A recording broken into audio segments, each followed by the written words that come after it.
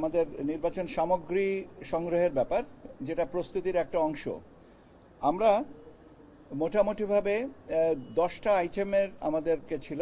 আমরা local purchase ছিল 8টা, আর 2টা ছিল ইউএনডিপি সাপোর্টেড বিষয়। ইউএনডিপির থেকে আমরা যে দুটো আইটেম পাবো সেটা হচ্ছে যে আপনার স্টাম্প প্যাড আর অমোচনীয় কালি, যেটা কলম, যেটা অমোচনীয় কালির কলম, সেটা পাবো।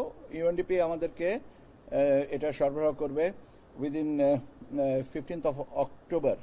এটা এ মাসের আমরা তাগিদ দিয়েছি এ মাসের মধ্যে করে দিতে। হয়তো পার্ট চলে আসবে, পার্ট হয়তো আসবে এখানে সামনে। এর বাইরে আর যে 8টা আইটেম আমরা লোকাল প্রকিউরমেন্টের জন্য ব্যবস্থা নিয়েছি, সেটা হচ্ছে গালা, স্বচ্ছ ব্যালট বক্সের lock, official seal, marking seal, brush seal, hessian বড় ব্যাগ, হেসিয়ান ছোট ব্যাগ, গানি ব্যাগ, এই 8টা। এর মধ্যে আমাদের কাছে এখন পর্যন্ত এটা পৌঁছে গেছে অলমোস্ট 70%, এবং আমরা সেপ্টেম্বরের ভিতরে বাকিটুকু পেয়ে যাব। কাজে নির্বাচন সামগ্রী নিয়ে যে সংকটে পড়বো কিনা বা সাপ্লাই লাইনটা ঠিক মতন আছে কিনা, এটা নিয়ে সংশয়ের কোনো কারণ নেই। বরং আমরা বলতে পারি যে আমরা সময়ের সাথে সময়ের সীমাটা আমরা নির্ধারণ করেছিলাম সেপ্টেম্বর, আমরা ইনশাল্লাহ সেটার ভিতরে যাবতীয় সামগ্রী পাচ্ছি। কাজে নির্বাচনের প্রস্তুতি হিসেবে সামগ্রীর যে সম্পর্ক, সেটা স্ট্যাবলিশড। আউট অফ কান্ট্রি ভোটিংয়ের ব্যাপারে, আবার ইন কান্ট্রি পোস্টাল ব্যালটের মাধ্যমে ভোটিংয়ের ব্যাপারে আপনারা অনেকেই জানতে চেয়েছেন। এই পদ্ধতিটা যারা বিদেশে আছেন তাদের সাথে এই পদ্ধতির আওতায় আনার জন্য আমরা একটা প্রজেক্ট নিয়েছি। সে প্রজেক্টের অধীনে আমাদের যারা টেকনিক্যাল পার্সন তারা কাজ করছেন। আমি ব্রড ফ্রেম অফ রেফারেন্স আপনাদেরকে বলেই, তাহলে জিনিসটা সহজ হবে আমাদের জন্য। আমাদের মূল চাবিকাঠিটা কি? এনআইডি। সো যারা প্রবাসে যারা আছেন তারা এনআইডি দিয়ে আমরা একটা অ্যাপ তৈরি করেছি, যেটা আপনি অ্যাপল স্টোর থেকে বা প্লে স্টোর থেকে ডাউনলোড করবেন নিজের সেলফোনে, এবং ডাউনলোড করার পরে ওই অ্যাপের রেজিস্ট্রেশনটা করবেন। অ্যাপের নামটা হচ্ছে পোস্টাল ভোট বিডি। অ্যাপটা এখনো পর্যন্ত লঞ্চ হয়নি, কিন্তু আমরা অ্যাপটাকে কমিশন থেকে মোটামুটিভাবে সম্মতি দেওয়া হয়েছে যে এই অ্যাপ নামটা হবে এই অ্যাপ। তো এই অ্যাপটা হচ্ছে যে ভোটাররা যারা প্রবাসে আছেন তারা এনআইডির মাধ্যমে এইটা অ্যাক্সেস করবেন। আমরা যেমন বিভিন্ন ফাইন্যান্সিয়াল ইনস্টিটিউশনসের সাথে বা ফাইন্যান্সিয়াল যে অ্যাপগুলো ব্যবহার করি, সিমিলার পদ্ধতিতে আমরা অ্যাপের মাধ্যমে রেজিস্ট্রেশন করব। রেজিস্ট্রেশনের যখন আমরা অ্যাপ দিয়ে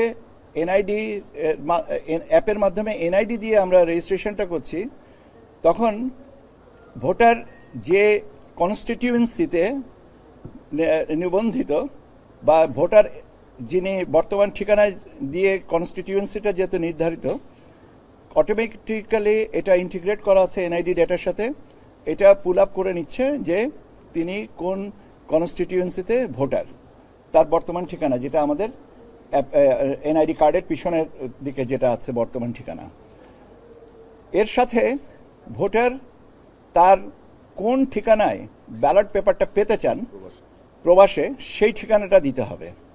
প্রবাসে উনি যে ঠিকানায় অবস্থান করছেন বা যে ঠিকানায় উনি ব্যালট পেপারটা পেতে চান, সেটা তিনি দিবেন।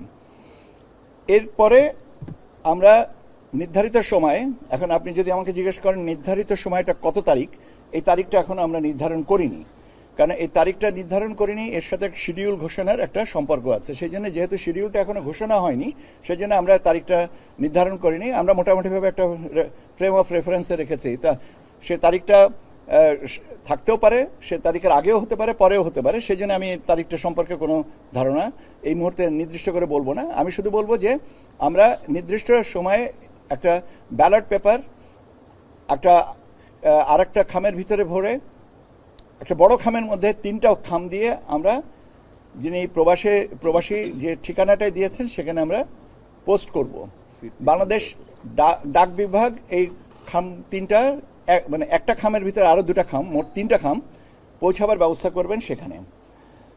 এখান থেকে পৌঁছাবার পরে প্রাপক বা প্রবাসী প্রথম খামটা খোলার পরে আরও যে 2টা খাম থাকবে সেখানে আমাদের নির্দেশনাবলী থাকবে, সেই অনুযায়ী তিনি নির্ধারিত সময়ে ভোটটা দিবেন। এখন নির্ধারিত সময়ের ব্যাপারটাও আমি এই মুহূর্তে আপনাকে নির্দিষ্ট করে বলতে পারছি না, কারণ এটার সাথে প্রতীক বরাদ্দের ব্যাপার আছে, নাম বরাদ্দের ব্যাপার আছে, এবং এটা শিডিউলের সাথে সম্পর্কিত।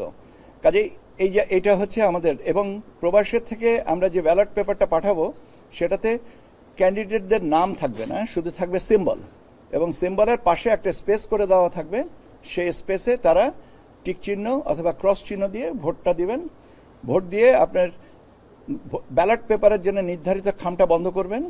সেই খামটা অন্য আরেকটা খাম, যেটা দ্বিতীয় খামটা, সেই খামের ভিতরে ভরে ওনার নিয়ারেস্ট পোস্ট বক্স বা পোস্ট অফিসে উনি পোস্ট করে দিবেন।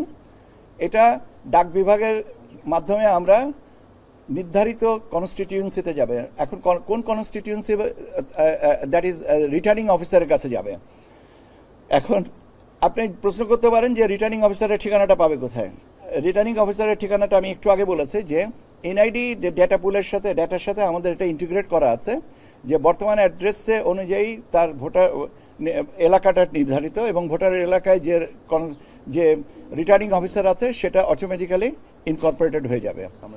এবং এটা আমরা ম্যানুয়ালি করব না, এটা আমরা আপনার ডেটাটা পুল করে আমরা ইলেকট্রনিক্যালি বা আমাদের বলা যেতে পারে আমরা টেকনোলজির মাধ্যমে এটা প্রিন্টটা করে দেবো, যাতে কোনো ম্যানুয়াল টাচ না থাকে। কাজে আপনি বুঝতে পারতেছেন যে বড় খামটা, যেটার ভিতরে অন্য 2টো খাম থাকবে, সেটারও প্রিন্টিং, এবং দ্বিতীয় খাম যেটার মধ্যে আপনার ব্যালট পেপারের খামটা থাকবে, সেটাও সবটাই ডাক বিভাগ তার প্রিন্টিং প্রসেসটা নিশ্চিত করতেছেন। এখন ব্যালট পেপারটা স্বাভাবিকভাবেই আপনার নির্বাচন পোল ডেট, যে তারিখে ভোট দেওয়া হয় তার আগেই এসে পৌঁছাচ্ছে, পরে পৌঁছালে তো এটার কোনো দাম নেই। এখন রিটার্নিং অফিসার এটা তার জিম্মায় এটা সংরক্ষণ করবেন এবং ভোট গণনার সাথে এটা সমন্বয় করে ফাইনাল করবেন। একটা বিষয় এখানে আমার স্পষ্ট করা উচিত, সেটা হচ্ছে যে প্রবাসে থেকে যিনি নিবন্ধন করবেন, তিনি যদি ভোট গ্রহণের তারিখে ঢাকায় থাকেন এবং বলেন যে আমি নিবন্ধিত, ঢাকা বলতে আমি বাংলাদেশ বোঝাচ্ছি, নিবন্ধিত, আমি নিবন্ধন করেছি কিন্তু আমি এখন দেশে আছি, আমি এখানে ভোট দেব, সেটা হবে না। এখন কয়জনে নিবন্ধন করবেন, কিভাবে নিবন্ধন করবেন, কি পদ্ধতিতে নিবন্ধন করবেন, যে পোস্টাল আপনার যেটা আমি বললাম যে আপনার একটা অ্যাপের মাধ্যমে, সেটা কতজনে নিবন্ধন করবেন, কবে নাগাদ করবেন, এই জিনিসগুলো কে করবেন এটা তার বিষয়। কবে নাগাদ করতে শুরু করবেন সেটা আমরা বলে দিতে পারবো। এটা একটু সময় দেন, শিডিউল ঘোষণার সাথে তো এটা সম্পর্কিত, আমরা ওইটা সিনক্রোনাইজ করে আমাদেরকে আপনাদের মাধ্যমে আবার সবাইকে জানিয়ে দেব। এখন এইটা আর এটা আপনার ইন কান্ট্রি যেটা পোস্টাল ব্যালট, যারা সরকারি চাকরিজীবী, দায়িত্ব পালনের সূত্রে বিভিন্ন স্থানে থাকেন, তার ভোট কেন্দ্রে, তার নির্ধারিত ভোট কেন্দ্রে বা আসনে যেতে, কনস্টিটিউয়েন্সিতে যেতে পারেন না। দ্বিতীয় জিনিসটা হচ্ছে যে যারা আইনি হেফাজতে থাকেন এবং নির্বাচনের দিনে যারা সরকারিভাবে নির্ধারিত দায়িত্ব পালন করেন, তাদের জন্য ইন কান্ট্রি পোস্টাল ব্যালট সিস্টেমটাও করা হচ্ছে। পদ্ধতিটা একই, শুধু সময়ের পার্থক্যটুকু থাকবে, যে তাদেরটা হয়তো আরও পরে পার হবো। এই হচ্ছে আমার আপনার ওসিবি, যেটা out of country voting system সম্পর্কে। এর সাথে আমাদের এখানে ইউরোপিয়ান ইউনিয়নের একটা প্রতিনিধি দল আগামী 22 তারিখে আমাদের এখানে আসবেন, আমাদের একজন মাননীয় কমিশনার মহোদয়ের সাথে কথা বলার জন্য, এবং আমাদের সচিবালয় থেকে কর্মকর্তা পর্যায়ের আরেকটা প্রতিনিধি দলের সাথে কথা বলার জন্য ওনারা দুপুরের পরে আসবেন। সেইভাবে প্রোগ্রামটা করা আছে। 22 সেপ্টেম্বর ওনারা আসবেন। দল নিবন্ধনের বিষয়টা যেটা আছে, আপনারা জানেন যে 22টা দলের তথ্য আমরা মাঠ পর্যায়ে থেকে নিয়েছি। এখন এই 22টা দলের কার্যক্রম মোটামুটিভাবে যাচাই বাছাই করা আছে। মাননীয় প্রধান নির্বাচন কমিশনার মহোদয় আজকে সকালে ঢাকায় ফিরেছেন। আমরা আশা করছি যে আজকে তো হবে না, রোববার বা সোমবার নাগাদ আমরা এটাকে কমিশন মিটিংয়ে করে ফাইনালাইজ করে আপনাদেরকে জানাবো। সংলাপের ব্যাপারে শুধু স্টেক হোল্ডার্সদের সাথে সংলাপের ব্যাপারটাও আমরা কমিশন সভায় নিয়ে আসতে হবে, কারণ প্রধান নির্বাচন কমিশনের মহোদয় তো ছিলেন না দেশে, আমি সেজন্য আগেও বলেছি। এটা আরো অনেক পরে বিষয়। আপনার আইন বিধিবিধান সংশোধনের বিষয়টা ছিল, আজকে আমরা দুটো আইনের সংশোধনের বিষয়টা উপদেষ্টা পরিষদ এটা অনুমোদন করেছেন, কিন্তু এটা বিস্তারিত ব্যাখ্যাটা আমি বলবো না, কারণ এটা ওনাদের প্রাধিকার। আমাদের তথ্য উপদেষ্টা মহোদয়, প্রধান উপদেষ্টা তথ্য সচিব যিনি আছেন, উনি ব্রিফ করবেন। কাজে এটা ওনার কাছ থেকেই আসুক, তারপরে আমরা না হয় স্পেসিফিক কোনো প্রশ্ন থাকলে আমি সেটাকে উত্তরটা দিব।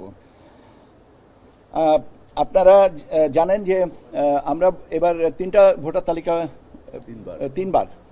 তিনবার আমরা ভোটার তালিকা হালনাগাদ করেছি, এবং 31শে অক্টোবর পর্যন্ত যাদের বয়স 18 বছর হবে তাদেরকে অন্তর্ভুক্ত করে আমরা আরেকটা ভোটার তালিকা করব। এখন যে দ্বিতীয় ভোটার তালিকাটা ছিল সেটা এখন মাঠ পর্যায়ে পর্যালোচনায় আছে, কারো কোনো আপত্তি থাকলে সেটা সংশোধনের জন্য। আর একটা জিনিস হচ্ছে যে আপনার সীমানা নিয়ে আপনাদের কৌতূহল আছে। সীমানা নিয়ে আমার যতটুকু আমার খবর নিয়েছি, 10টা রিট হয়েছে, 14টা সরি থ্যাংক ইউ, আজকে পর্যন্ত 14টা রিট হয়েছে বিভিন্ন জায়গা সম্পর্কে। এখন যেটা আদালতের এখতিয়ারাধীন বিষয়ে আমার মনে হয় যে কথা বলার এখতিয়ার, এটা সাবজুডিস হবে, আমার কথা বলার এখতিয়ার। আদালতে বিষয়টার প্রতি আমাদের যারা রিট করেছেন তারাও আদালতের প্রতি আস্থাশীল, আমরাও আদালতের প্রতি আস্থাশীল। কাজে সেইভাবে এই জিনিসটা আদালত থেকে সিদ্ধান্তটা আসুক, সেই পর্যন্ত আমাদেরকে একটু অপেক্ষা করতে হবে। মোটামুটিভাবে আমার কাছে আপনারা যে সমস্ত জিনিসগুলো জানতে একটা জিনিস বাদ গেছে, পর্যবেক্ষক, স্থানীয় পর্যবেক্ষকদের বিষয়টাও আমরা এখন আলোচনার মধ্যে আছে, এবং আমরা আশা করছি যে আগামী কমিশন মিটিংয়ে এটা উপস্থাপনের মাধ্যমে আপনাদেরকে আমরা আরেকটু ভালোভাবে জানিয়ে দিতে পারবো। এই হচ্ছে আমার কাছে আপনারা মোটামুটিভাবে যা জানতে চেয়েছিলেন তার একটা ব্যাখ্যা। আমার মনে হয় যে আমি আপনাদেরকে আপনাদের সম্ভাব্য সম্পূরক প্রশ্ন এবং সম্পূরক প্রশ্ন দুটারই উত্তর দিয়েছি। আপনারা ভালো থাকেন, ধন্যবাদ আপনাদেরকে।